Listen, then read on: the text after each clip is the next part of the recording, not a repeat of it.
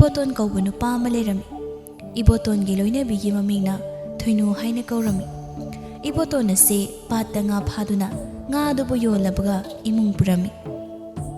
Nga phadaba numitana chara helami. Iboton gi imung ase yamna warami. Iboton gi mayamba malerami. Mamingna Ibohal haina kaurami. Ibohal gi loinabigi mamingna Tathot kaurami. Ibohal gi imung di yamna nungairami. Ibohal gi matay manaw ase sen paire haiduna napa yamna karami. Mabuksu yamna phalamde. Nongmagi numitni Thoinu da chak thonggi tawuraga cheng leiramdraduna ungduna leirami. Tanjadu da Iboton su chakhum da changai. Iboton magi nupina chakhum mangaduda ungduna leirambadu ubada. Nupi, kuidoragi nangna chakhum mamangduda ungduna mung leidi. Aibu nga phaba khara ngana chatke chakta thunure nangbo. Thoinu da sora sangba mohon thaduna. Aisune chakse thonggi tawrambai. Chak thongnuba chengam ta leiramdre.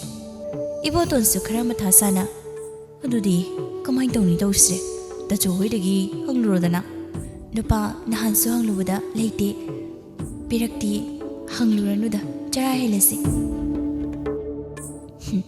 Nuaiti. Ay tacho hoidane chatuna hangluki. Mitop sunati ay hek pukminaraba yaman. Nangi henjangdo semlam. Ay tacho hoidagine chenglauruki. Asi hayun Iboton du chatki. Thoinu madi mapurebana chekhribido chalhaningamde. Iboton mayambagi sumangda leptuna mayambabu kaurami. Ibohal su mapana mi kaubagi makhol tabaduda mapana thogle. Manaw nupa leptuna leirambadu ubada. Ibohal thausadana hari. Kari leire nang lakpabu. Tachauda wam ta haige haiduna lakpani. Kaiwano sasat hayo. Ay thabak chakkadabani thengkre.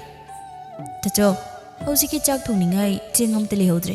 Tacho hoigi chenga yamadi kita loge hage tawani. Nanausi adugi lakpani. Karino nangna nga phaba chalibadubu cheng phawba wanba ngamdrabro. Ngamdragana nga gado phawran to. Aikoi sune chenga leite. Tacho andak singai phapadi. Horena naw mo singjaraki. Cheng khaji to piyo tacho. Ibohal da sawale. Kanadun re aina leite na harise. Tanjadu da Ibohal gi loinabi Tathotsu imungdagi thogle.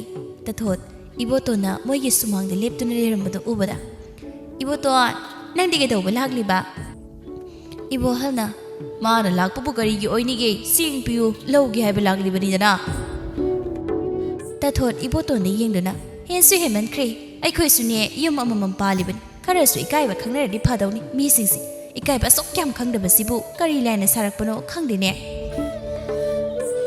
Ibohan matay magi wadda ikaiba paurami. Mana di kananate maga pukminaba mayambani khana lakpan. Tacho nanaw mo chacharaki. Tathona Iboton asumna ni badum laktu erdine Thoinu do aikhoi na tharo. Pisu pisa madagi lukhak chegum loisinaba. Adu erdine loigi chingdo itaima pige. Itaima Nanaw khongko tektriba makhaidi aigi nupidi migi minai ohelo. Asi hairamduna Iboton chatki. Tathot na haihawi. Noktom nokningi he. Aina khongko tektriba makhai aigi nupi migi minai ohelo ikaiso haizaba sarine. Adubu yengba taredana. Iboton mathwai inung nungaitana mayumda halaklami. Mapuroibagi maithongdo ubada Thoinu irai laina khangi cheng piraktre haiba. Thoinu na nupa aina ngasai na chapikino haijaridun inkolda lei katki haidunane mairel na mapanbani adu heklaga putlaga charasi. Iboton magi nupidi yengduna nupi nang sengonda leirudana wariko lairba ingonda leibadagi charani suna phau pizaba ngamdreis batak yamna chajago nupi. Nupa adamna hainuba miyoibagi punsibu sumwaduna leiba yabro. Ekhusu soidana nungairakini isorda thajaba thamsi nupa. Asumna hainaduna matay manaw anido wari sarami. Somdana Tathotna nga thongduna matay manaw hauna charami. Ibohalna haukreda nupi nangna thongba nga thongbase masigi khuhausidi khutkane loida chakhaire tawrisi haumandana. Tathot no phet tawduna hai. Tathot aina thongbabu haute haibro nupa uyanda nga thongba yamna lehori haba khoro. Nupi hawlakun chakadine pek thal aine hawgalamage ko. Oh hawgal piram. Ibo hasu hagot kre. Tathotsu lukhak chagumadu sangjinduna maning da thokle. Thonu leiba ubadu da tathot asum naire. How kreda ngazau thongbagi mahause how kre chaba phangdaba misune yarom daruni tawrise. Thoinu machena hairibado ma leibagi hairibani haiba masu khanglami. Iboton su pata hi tongduna nga pharam angauna iboton da asum naire. Idaw ngasidi kari henjang chari. Ibotona idaw ngasidi chingmidada chaka charaktreda. Idawbu chak chadana lakliro. Adudi idaw yang waramanine usanaga nungsa sabasida. Wai haiduna gadawruni taw ngasi su ngabu abattabu pharudoribra khangdi. Hai su haibani taw hantaksi pasi ngai pha phadi. Hanadi nga mayam phaban nga phamandana nga ga leitabra khangdi tawrisi. Aisu khallibanine aikhoina angang oiringai aikhoi pabo hoina bartin pharakpani. Hojikti nga mari manga phabada yamle. Ado itaw noine yambadudi sen gyam pairi haina taine. Hoi itaw aikhoi da chow hoidi yam nungaireda. Noi ta chow kaimta yenglakdru noige. Yengai de itaw. Migi su yuma mamam panaribanina adum yengo haidi kanana yani. Itaw na haribo wafamdubu chumkraba wafamni. Ina khunba tarana lairaba imung ama sogot pangamde hainaribasidi. Asumna wari sanaduna ngadubu pharami. Somdana thoinusu mapuribagi mating pangboina phanek adubu loli. Tanja aduda arubiga chaibiga du laklami. Thoinu arubiga chaibiga na lakpadu ubada. Ichi arubiye chi chaibiya lairo. Arubina nokladuna laklibanine nangondane phanek amata lolhange haiduna se sigi phanek se ningol chakauba nangnaba amuk talon bira uko. Ichi aise chakaubadi nangadaba mandi. Migi phanek amani su leire. Aidi nangi na khutna phazei haidana nang lon hange haiduna laklaga lon da baga yaroi hanane sen piyo hairasune iche pigi. Laibina thoinoa se iche arubigi ne phanek se lon bi da ba yadabat. Iche arubigi ne nangonda lolani adum hairaga leiriban nangna lon bana phazeyena. Oi che ai ngambre yenglage. Arubi phiji de kiriba sen do lokthoraktuna. Thoinoa phanek aron manse hana khara piramgese. Thoino su sen chinbo oibana arubina pirakliba sen ado lorami. Asumna arubiga laibiga su chatkre. Nomi su tasilagle ngasaidagi nga phababu nga ama phabo pharamne. Iboton wakhan yam wana mayumda halaklami. Wakhanda su sumna khali. Ngasai ayuksu chenglitadana charahil. Hojiksu nga mata phade. Numidang su charahil bataribra tawrisibo. Asi khanduna lakpana mayum yoraklami. Thoinudo mayai kada thangmai ama thanduna phanek londuna leiram. Thoinu mapure bahalakpa ubada anbirakledana nupa. Iboton wakhan wana hale nupi. Daw sisune yadi yadabajan nga mata phade. Numidangsu charahin batabanine. Thoinuna nupa numidang chakti loire. Iboton ngakna koraidagi chingna chak thonglibanangde. Ngasai ichi arubido phanek lonbagi piba laklamebako sen khara hana pirami aduna walubani nupa khongkor hamdok piruro chak thina batawrage. Oi aine khongse amukta chamthoklukige. Asi hairun iboton du thokre. Asumna hauba hauta thongliba khara do chaminaduna pothana batawrami. Iboton magi nupida nubi waramani pothawro laudana phanek do hayeng amuk lolo. Nupa ngihaktang galon kege pangthing thing basu natre. Nupi nangsi laireba ingonda leibadagi wariko. Hanani nangsi nasak phajabada hainarim labini. Laireba ingonda leibadagi tijalle. Nupa sakthi bagidi kesu khanneda. Sakthi jalasu nupa nangna aiba nusibadi mayeng tadribasidi. Lairasu kaino kanna nomduna inakhunaba honara loire. Iboton magi nupigi waduda mumonokche. Mathangi numini iboton chak nganna chaduna nga phabu chatkiram. Thoinu mas imungi thabe ingkhang loisinba loiduna mangola da phanek loli. Tanja da thoinu gi mama tombi reido laklami. Thoinu mama lakbo ubada harauje. Ima lairo. Ima se isa udaba kuire haiduna laklibani. Nati Noibu karam karam palige nongmata sulakde. Ima adum panghing hinglida. Ado ima bu chak charak lebro. Charak tadi nacha thonggaluge. Yare thonggaluran. Ima ne saksari. Ado ima gi thoinu nangbu na sakna chugado amatta yengba yadri. Nayang suni ikang kangli. Nangbu kaimta cha thak tawdrabo. Chai ima charamani soidre. Si thokani khangdana imana lairaba nupada yum panganu kayarakno aina nongona haikibado. Nang aina haiba lawdeba. Nasidine ina khunba nupada leibanina kaya nungaina leire seningbata se chaningbata cha tawduna. Ima pumnang wasina chagi laibakta asuna thona tamlambanani. Tamlambanati nangna tamhanjabat. Ima laklibase ningol chakaubasu kuidre. Adugi pau haiba laklibani. Nang ta chawna lakadabado thabak thadokpa yadraba. Ima ai chakaubaga laroigeda. Karigi la oidoriba laktaba yaro. Sahi amuki amuktang thokpa ningol chakaubani. Asi haiduna tombire sengaudagi sen khara lawthoktuna machanupida piram. Sen se lawsal sina nangna chaningba machaw.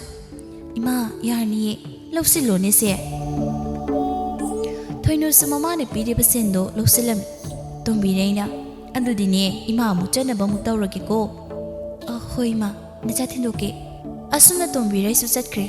Somda ta thotu chaibi hoida laktuna chaibi makhoi ani miwa kanna ngangnari. Ta thotna chaibi bima ngasai dine saring thongba chai kayadi hawkhre.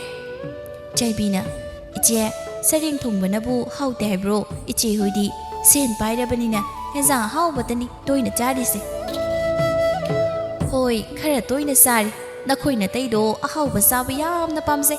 Adu chaibi ahawba saba phangdaba misu leiramdauriniko. Leiramdaurini iche nomagi chara ani suna chamba phangdaba misune leiri poni daiche. Iche hoi khoinane sen paibagi khangdabagi wani. Nangna adu hairagane kainomdong nisinge ini. Kaining singe inu che. Ho aikhoigi nupagine manaw nupa karino numit khudingi adu leite ada leite niba lagliba. Makhoigi imungdo aikhoina thakpaga chap manarabani.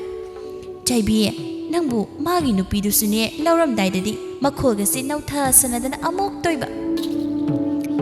Aduri iche hoidi leiminaba yamna nunghairamoibu. Nungai tabana loirabani. Ise dine yumbo honinglaban. Laira sudatnaba gane yum thangnabase naw thunga amatta yado mandi. Makhoi masakto ubadane phane pune photlaga sitline mamaidubu ikaidine.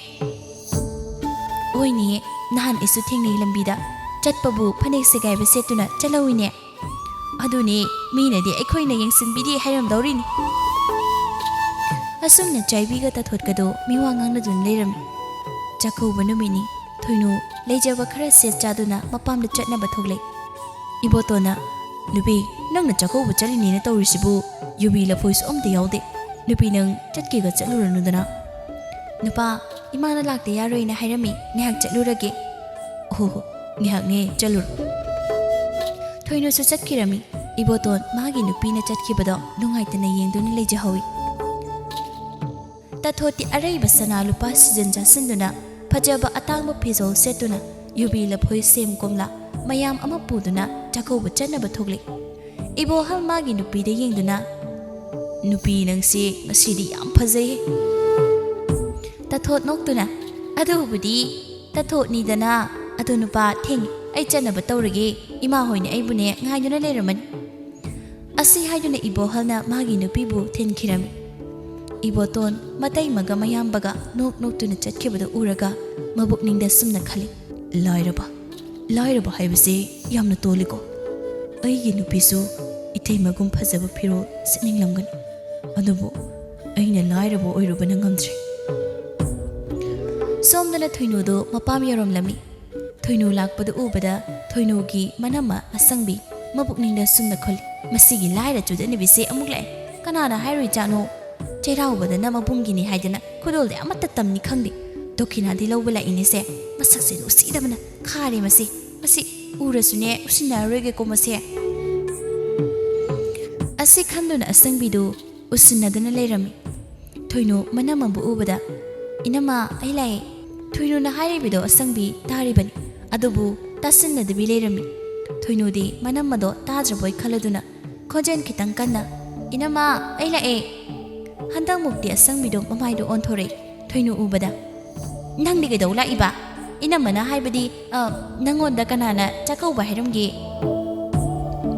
ꯊꯣꯏꯅꯨ ꯃꯅꯝꯃꯒꯤ ꯋꯥꯗꯨꯗ ꯏꯀꯥꯏꯕ ꯐꯥꯎꯔꯝꯃꯤ ꯏꯅꯝꯃ ꯏꯃꯥ ꯂꯥꯛꯇꯨꯅ ꯆꯥꯛꯀꯧꯕ ꯂꯥꯛꯇꯕ ꯌꯥꯔꯣꯏ ꯍꯥꯏꯅ ꯍꯥꯏꯔꯝꯕꯒꯤ ꯅꯆ ꯂꯥꯛꯄꯅꯤ ꯃꯁꯤꯒꯤ ꯍꯅꯨꯕꯤꯁꯤꯁꯨꯅꯦ ꯑꯩ ꯁꯤꯡꯈ꯭ꯔꯕ ꯄꯣꯠꯅꯤ ꯃꯊꯧ ꯅꯠꯇꯅꯅꯦ ꯃꯊꯧ ꯌꯥꯝ ꯁꯥꯏ ꯃꯥꯅ ꯗꯈꯤꯅꯥ ꯂꯩꯅꯕ ꯁꯦꯟ ꯄꯨꯊꯣꯛꯄꯅꯤꯅ ꯈꯣꯡꯇꯦꯛꯇꯒꯤ ꯃꯤꯇꯥꯡꯗꯒꯤ ꯑꯃꯠꯇ ꯆꯤꯠꯊꯗꯕꯒꯤ ꯍꯥꯏꯔꯝꯂꯤꯅꯤꯅꯦ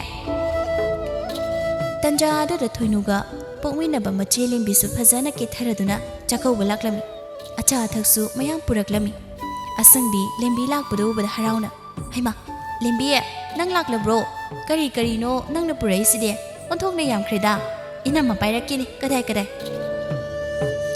ꯑꯁꯤ ꯍꯥꯏꯗꯨꯅ ꯂꯦꯝꯕꯤꯅ ꯄꯨꯔꯛꯂꯤꯕ ꯄꯣꯠꯇꯣ ꯃꯥꯅ ꯄꯨꯔꯝꯃꯤ ꯂꯦꯝꯕꯤ ꯊꯣꯏꯅꯨ ꯂꯩꯔꯝꯕꯗꯨ ꯎꯕꯗ ꯑꯇꯣꯝꯕꯤ ꯅꯪꯕꯨ ꯑꯗꯨꯃꯥꯏꯅ ꯆꯥꯛꯀꯧꯕ ꯂꯥꯛꯂꯤꯕ꯭ꯔꯣ ꯈꯔꯁꯨ ꯅꯥꯟꯅ ꯂꯥꯛꯄ ꯌꯥꯗ꯭ꯔꯣ ꯅꯐꯤꯅꯔꯣꯅꯤꯅ ꯇꯧꯔꯤꯗꯨꯅ ꯆꯠꯅꯗ꯭ꯔꯕ ꯉꯥꯛꯇ ꯅꯪꯗꯤ ꯑꯆꯥ ꯑꯊꯛꯀ ꯑꯝꯇ ꯄꯨꯔꯛꯇ꯭ꯔꯣ ꯊꯣꯏꯅꯨ ꯃꯃꯥꯏ ꯑꯣꯟꯊꯣꯛꯇꯨꯅ ꯄꯨꯔꯛꯇ꯭ꯔꯦ ꯏꯆꯦ ꯅꯁꯥ ꯉꯥꯛꯇ ꯂꯥꯛꯂꯕ ꯏꯕꯦꯝꯃ ꯅꯪꯁꯤꯗꯤꯅꯦ ꯑꯉꯛꯄꯅꯤ ꯆꯥꯛꯀꯧꯕ ꯂꯥꯛꯄꯕꯨ ꯅꯁꯥ ꯉꯥꯛꯇ ꯂꯥꯛꯏ ꯑꯁꯪꯕꯤꯅ ꯂꯦꯝꯕꯤ ꯏꯃꯨꯡꯗ ꯆꯪꯂꯁꯤ ꯂꯥꯛꯑꯣ ꯏꯆꯥꯅꯦ ꯋꯥꯔꯝꯃꯅꯤ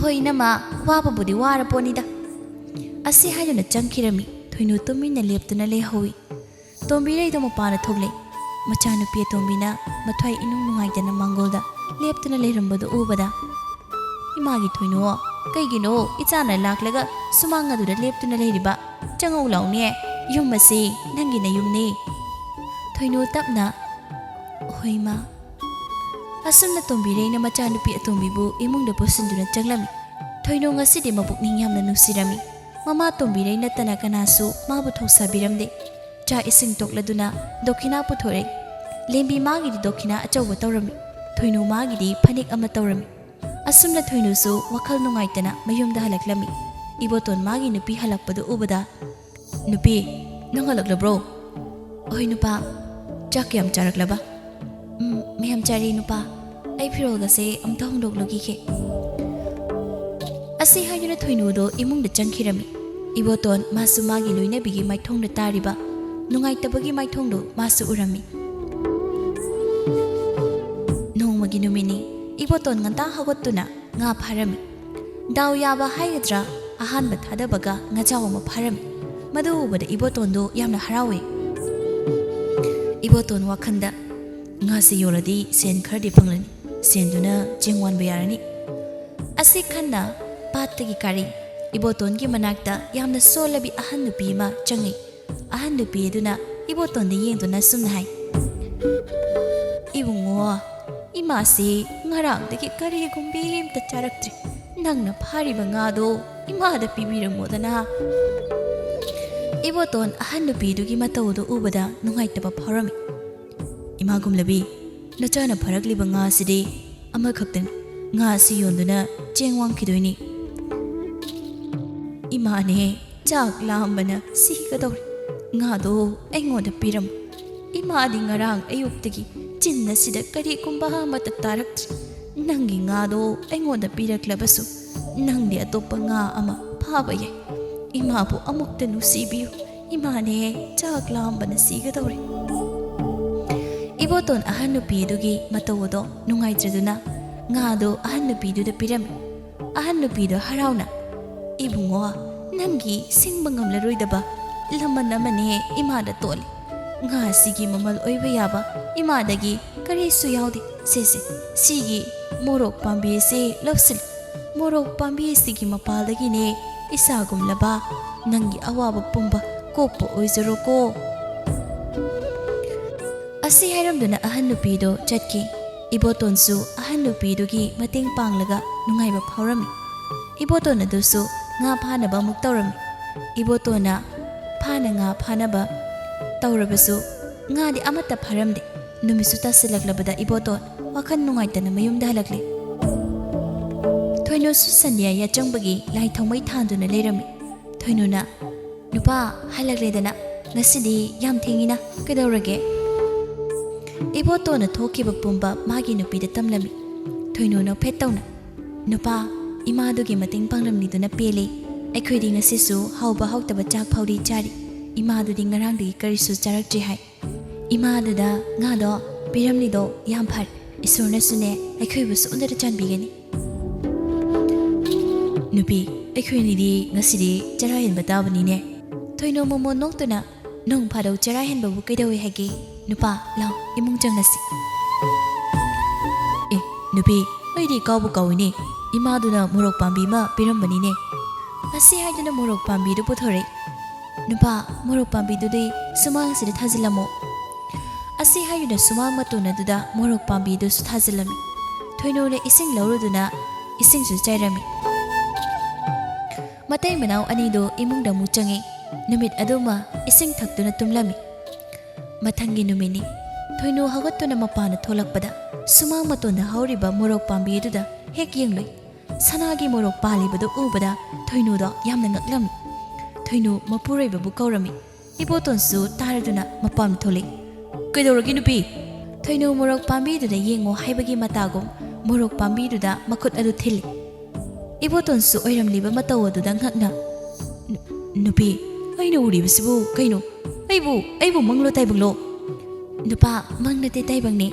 Ngarang morok piramba ahan nupido. Achamba ahan nupi mandi. Isorne sayon tawduna. Aikhoida changing basoiduna oiramgani. Nupi, nang na haida chungani. Ahan nupi do mi oir lai soiduna oigani. Nupi, sanagi morok singse puduna konsangda chatuna kaithokluki. Asumna matay manaw changduna morok singdo heklami. Ibotona sanagi morok singadubu konsangda puduna kairami. Sen supana yamna panglami. Iboton kaithenda chatuna cheng hawai mayam lerami. Ngazaw masu leraklami. Iboton momonokna. Nupi, ngasi hawna thongwe. Aina thau thongane loina leraklaban. Hoi nupa. Asi haiduna magi nupa na lerakliba posay singado imung na pusinduna chak thongba tawrami. Ibotona nga kanna simli. Nupi, aikoi ni sungasidi henzang hawba chadori ne. Hoi, chadori nupa. Haujikti aikoi ni gi awabase isorna ubire. Asumna matay manaw anido haraw na wari tawrami. Thoinu na nga thongbagi manamdo tathot ki manatonda namay. Tathot manamdo susut namduna. Karaidagi nga thongbu manamno namlay sina. Manam masi tabadane chapu khamlang lami ida. Manam masibu laira sudan nabi thoinu oidagirane. Moidi karaidagi sina nga laiduno. Moidagi oiramoida.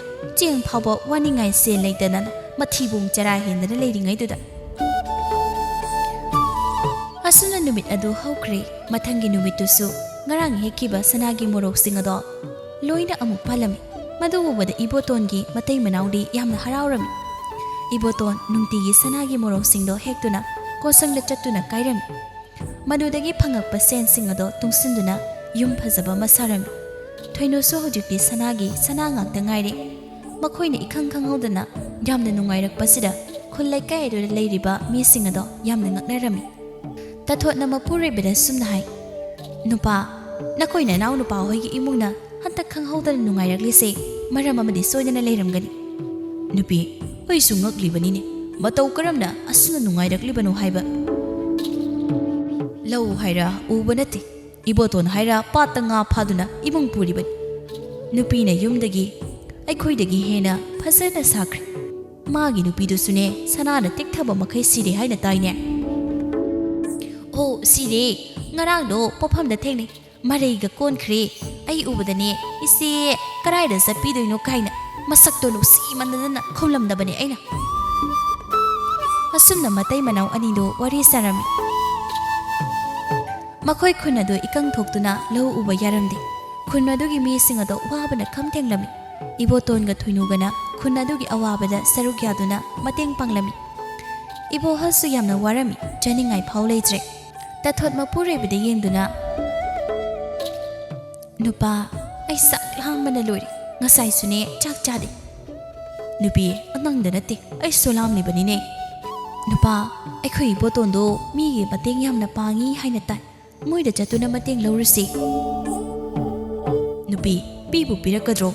Makhoina wari ngai jadi ꯑꯩꯈꯣꯏꯅ ꯍꯟꯅ ꯌꯦꯡꯕꯤꯈꯤꯗ꯭ꯔꯒ ꯑꯩꯈꯣꯏꯅ ꯋꯥꯔꯕ ꯃꯇꯝ ꯑꯁꯤꯗꯅ ꯃꯇꯦꯡ ꯄꯥꯡꯕꯤꯌꯨ ꯍꯥꯏꯕ ꯌꯥꯔꯛꯀꯗ꯭ꯔꯅꯦ? ꯌꯥꯔꯛꯄ ꯌꯥꯔꯛꯇꯕ ꯍꯥꯏꯔꯒ ꯌꯦꯡꯂꯨꯔꯁꯤ, ꯅꯠꯇ꯭ꯔꯕꯗꯤ ꯆꯥꯗꯅ ꯁꯤꯕ ꯇꯥꯔꯦ꯫ ꯑꯁꯤ ꯍꯥꯏꯗꯨꯅ ꯃꯇꯩ ꯃꯅꯥꯎꯗꯣ ꯏꯕꯣꯇꯣꯟꯒꯤ ꯃꯌꯨꯝꯗ ꯂꯥꯛꯂꯝꯃꯤ꯫ ꯁꯨꯃꯥꯡꯗ ꯂꯦꯞꯇꯨꯅ ꯏꯕꯣꯇꯣꯟꯕꯨ ꯀꯧꯔꯝꯃꯤ꯫ ꯀꯧꯔꯤꯕꯗꯣ ꯇꯥꯔꯗꯨꯅ ꯏꯕꯣꯇꯣꯟꯒ ꯊꯣꯏꯅꯨꯒꯁꯨ ꯏꯃꯨꯡꯗꯒꯤ ꯊꯣꯛꯂꯛꯏ꯫ ꯏꯕꯣꯇꯣꯟ ꯃꯌꯥꯝꯕꯒ ꯃꯇꯩꯃꯒ ꯑꯣꯏꯔꯝꯕꯗꯨꯗ ꯌꯥꯝꯅ ꯉꯛꯂꯝꯃꯤ꯫ ꯏꯕꯣꯇꯣꯟ ꯃꯌꯥꯝꯕꯗ ꯌꯦꯡꯗꯨꯅ, "ꯇꯆꯣ, ꯀꯔꯤ ꯂꯩꯔꯒꯦ? ꯅꯅꯥꯎꯒꯤꯗ ꯊꯥꯖꯗꯅ ꯂꯥꯛꯄꯗꯤ?" "ꯏꯕꯣꯇꯣꯟ, ꯅꯌꯥꯝꯕꯁꯤ ꯉꯁꯥꯏ ꯑꯌꯨꯛꯇꯒꯤ ꯀꯔꯤꯝꯇ ꯆꯥꯔꯛꯇ꯭ꯔꯤ. ꯏꯅꯥꯎꯗꯒꯤ ꯃꯇꯦꯡ ꯅꯤꯒꯦ ꯍꯥꯏꯗꯨꯅ ꯅꯌꯥꯝꯕ ꯂꯥꯛꯄꯅꯤ. ꯆꯦꯡ ꯈꯖꯤꯛꯇ ꯄꯤꯌꯨꯕ." "ꯇꯆꯣ, ꯑꯗꯨꯒꯤ ꯑꯣꯏꯔꯦ." ꯏꯕꯣꯇꯣꯟ ꯃꯥꯒꯤ ꯅꯨꯄꯤꯗ ꯑꯣꯟꯁꯤꯟꯗꯨꯅ, "ꯅꯨꯄꯤ, ꯆꯥꯛꯇꯨ ꯇꯥꯆꯧ ꯍꯣꯏꯁꯨ ꯏꯇꯩꯃꯒꯤꯁꯨ ꯁꯔꯨꯛ ꯍꯥꯞꯄꯨ. ꯉꯁꯤꯗꯤ ꯇꯥꯆꯧꯒ ꯏꯇꯩꯃꯒꯁꯨ ꯁꯤꯗ ꯆꯥꯔꯁꯅꯨ." "ꯍꯣꯏ ꯅꯨꯄꯥ." ꯏꯕꯣꯍꯣꯏꯒ ꯇꯊꯣꯠꯀꯗꯤ ꯆꯥꯕ ꯐꯪꯂꯅꯤ ꯈꯟꯕꯗ ꯍꯔꯥꯎꯖꯩ꯫ ꯑꯁꯨꯝꯅ ꯊꯣꯏꯅꯨꯅ ꯉꯥ ꯊꯣꯡꯗꯨꯅ ꯃꯈꯣꯏ ꯄꯨꯟꯅ ꯆꯥꯃꯤꯟꯅꯔꯦ꯫ ꯆꯥꯛ ꯇꯣꯛꯂꯕꯗ ꯏꯕꯣꯇꯣꯟ ꯁꯦꯟ ꯈꯔ ꯄꯨꯊꯣꯛꯇꯨꯅ ꯃꯌꯥꯝꯕꯗ ꯄꯤ꯫ "ꯇꯆꯣ, ꯁꯦꯟ ꯑꯁꯤ ꯄꯥꯏꯁꯟꯕꯤꯌꯨ." ꯏꯕꯣꯍꯣꯏ ꯉꯛꯅ, "ꯏꯕꯣꯇꯣꯟ, ꯑꯁꯨꯛ ꯌꯥꯝꯕ ꯁꯦꯟ ꯑꯁꯤꯗꯤ ꯀꯔꯤꯒꯤꯅꯣ?" "ꯇꯆꯣ, ꯅꯅꯥꯎꯅ ꯄꯤꯔꯤꯕ ꯁꯦꯟ ꯑꯁꯤ ꯑꯇꯩꯒꯤ ꯅꯠꯇꯦ. ꯆꯆꯧꯒꯤ ꯃꯥꯡꯈ꯭ꯔꯕ ꯀꯔꯕꯥꯔꯗꯣ ꯑꯃꯨꯛ ꯇꯧꯅꯕꯅꯤ." ꯏꯕꯣꯍꯜ ꯃꯃꯤꯠꯇꯒꯤ ꯃꯄꯤ ꯇꯥꯗꯅ, "ꯏꯕꯣꯇꯣꯟ, ꯉꯁꯤꯗꯤ ꯅꯪ ꯇꯥꯆꯧ ꯑꯁꯦ ꯏꯅꯥꯎꯒꯤ ꯄꯨꯛꯆꯦꯜ ꯈꯪꯂꯦ. ꯏꯅꯥꯎꯒꯨꯝꯅ ꯄꯨꯛꯆꯦꯜ ꯆꯥꯎꯕ ꯃꯤꯁꯛꯇꯤꯅꯦ, ꯑꯊꯥꯡꯕꯅꯤꯅꯦ." ꯇꯊꯣꯠꯁꯨ ꯅꯤꯡꯉꯝꯗꯅ, "ꯏꯕꯣꯇꯣꯟ, ꯊꯣꯏꯅꯨ, ꯏꯇꯩꯃꯅ ꯅꯈꯣꯏ ꯑꯅꯤꯗ ꯉꯥꯡꯒꯤ ꯁꯛꯈꯤꯕꯁꯤꯡꯗꯣ ꯑꯃꯨꯛꯇ ꯉꯥꯛꯄꯤꯔꯝꯃꯨ. ꯏꯇꯩꯃ ꯅꯈꯣꯏꯗ ꯌꯥꯝꯅ ꯂꯥꯟꯈ꯭ꯔ ꯃꯥꯜꯂꯦꯅꯦꯍꯦ." ꯊꯣꯏꯅꯨꯅ, "ꯏꯆꯦ, ꯑꯗꯣꯝꯅ ꯍꯥꯏꯕꯤꯒꯅꯨ. ꯂꯥꯟꯗꯕ ꯉꯝꯕꯕꯨ ꯀꯅꯥ ꯂꯩꯒꯦ? ꯑꯩꯈꯣꯏꯅ ꯏꯆꯦ ꯑꯃꯗꯤ ꯏꯇꯩꯗ ꯁꯥꯎꯅꯤꯡꯕ ꯋꯥꯔꯧꯕ ꯑꯃꯠꯇ ꯂꯩꯖꯗꯦ. ꯉꯁꯤꯗꯒꯤ ꯑꯩꯈꯣꯏ ꯄꯨꯟꯅ ꯅꯨꯡꯁꯤꯅꯅ ꯂꯩꯃꯤꯟꯅꯔꯁꯤ ꯏꯆꯦ." ꯅꯨꯃꯤꯠ ꯑꯁꯤꯗꯒꯤ ꯍꯧꯗꯨꯅ ꯃꯈꯣꯏ ꯄꯨꯟꯅ ꯅꯨꯡꯁꯤꯅꯅ ꯂꯩꯃꯤꯟꯅꯔꯝꯃꯤ꯫ ꯈꯨꯜ ꯂꯩꯀꯥꯏ ꯃꯤꯁꯤꯡꯅꯁꯨ ꯏꯕꯣꯇꯣꯟꯒꯤ ꯃꯇꯩ ꯃꯅꯥꯎꯕꯨ ꯏꯁꯣꯔꯒꯨꯝꯅ ꯈꯟꯅꯔꯝꯃꯤ꯫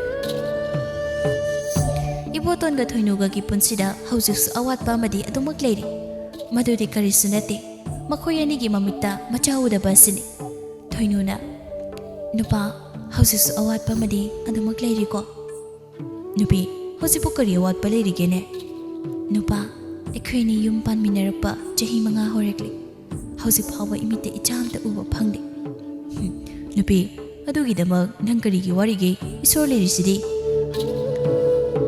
"ꯑꯩꯈꯣꯏ ꯑꯅꯤꯒꯤꯁꯨꯅꯦ ꯏꯆꯥ ꯁꯣꯏꯗꯅꯅꯦ ꯄꯤꯅꯒꯅꯤ." "ꯑꯗꯣ ꯅꯨꯄꯥ, ꯏꯆꯦ ꯔꯨꯕꯤꯅꯥ ꯑꯃꯥꯏꯕꯤ ꯑꯃ ꯇꯝꯄꯥꯛ ꯀꯧꯕꯤ ꯑꯃ ꯂꯩ ꯍꯥꯏꯌꯦ. ꯑꯗꯨꯗ ꯌꯦꯡꯉꯨ ꯍꯥꯏꯅ ꯍꯥꯏꯔꯝꯃꯤ. ꯍꯌꯦꯡꯁꯦ ꯉꯥꯏꯍꯥꯛ ꯑꯃꯥꯏꯕꯤ ꯇꯝꯄꯥꯛꯀꯤ ꯃꯅꯥꯛꯇ ꯆꯠꯂꯨꯁꯤꯔꯥ?" "ꯍꯣꯏ, ꯆꯠꯂꯨꯁꯤ." ꯑꯁꯨꯝꯅ ꯃꯊꯪꯒꯤ ꯅꯨꯃꯤꯠꯅꯤ ꯏꯕꯣꯇꯣꯟꯒ ꯊꯣꯏꯅꯨꯒꯗꯣ ꯑꯃꯥꯏꯕꯤ ꯇꯝꯄꯥꯛꯀꯤ ꯃꯅꯥꯛꯇ ꯂꯥꯛꯂꯝꯃꯤ꯫ ꯑꯃꯥꯏꯕꯤ ꯇꯝꯄꯥꯛꯅ ꯊꯣꯏꯅꯨꯗ ꯌꯦꯡꯗꯨꯅ ꯑꯁꯨꯝꯅ ꯍꯥꯏ, "ꯎꯃꯪ ꯂꯥꯏꯗ ꯍꯥꯏꯖꯔꯕꯗꯤ ꯅꯈꯣꯏ ꯑꯅꯤꯒꯤ ꯃꯤꯠꯇ ꯅꯆꯥ ꯁꯣꯏꯗꯅ ꯎꯕ ꯐꯪꯒꯅꯤ." ꯑꯁꯨꯝꯅ ꯑꯃꯥꯏꯕꯤ ꯇꯝꯄꯥꯛꯅ ꯍꯥꯏꯕꯗꯒꯤ ꯏꯕꯣꯇꯣꯟꯒ ꯊꯣꯏꯅꯨꯒꯗꯣ ꯎꯃꯪ ꯂꯥꯏꯗ ꯍꯥꯏꯖꯗꯨꯅ ꯃꯆꯥꯅꯨꯄꯥ ꯑꯃ ꯄꯣꯛꯂꯝꯃꯤ꯫ ꯊꯣꯏꯅꯨꯗꯨ ꯑꯁꯨꯝꯅ ꯏꯕꯣꯇꯣꯟꯒꯤ ꯏꯃꯨꯡ ꯃꯅꯨꯡ ꯑꯋꯥꯠ ꯑꯄꯥ ꯋꯥꯠꯇꯅ ꯅꯨꯡꯉꯥꯏꯅ ꯌꯥꯏꯐꯅ ꯄꯥꯟꯈꯤꯔꯝꯃꯤ꯫